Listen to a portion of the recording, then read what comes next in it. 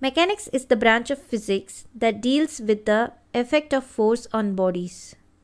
It is divided into two branches, namely statics and dynamics.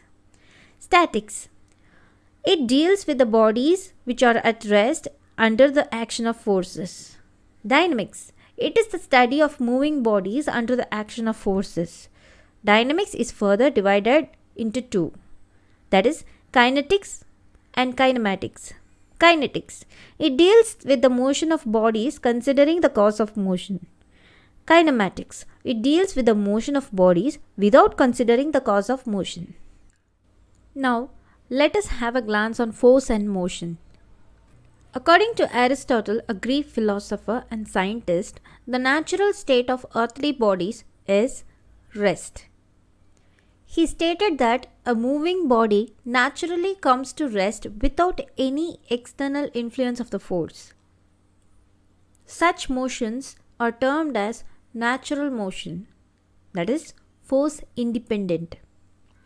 He also proposed that a force, that is, a push or a pull, is needed to make the bodies to move from their natural state, that is, rest, and behave contrary to their own natural state, called as violent motion, that is, force dependent. Furthermore, he said, when two different mass bodies are dropped from a height, the heavier body falls faster than the lighter one.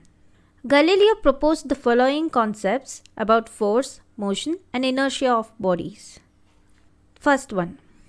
The natural state of all earthly bodies is either the state of rest or the state of uniform motion. Second, a body in motion will continue to be in the same state of motion as long as no external force is applied. Third, when a force is applied on bodies, they resist any change in their state. This property of bodies is called inertia. Fourth, when dropped from a height in vacuum, bodies of different sizes, shapes, and mass fall at the same rate and reach the ground at the same time.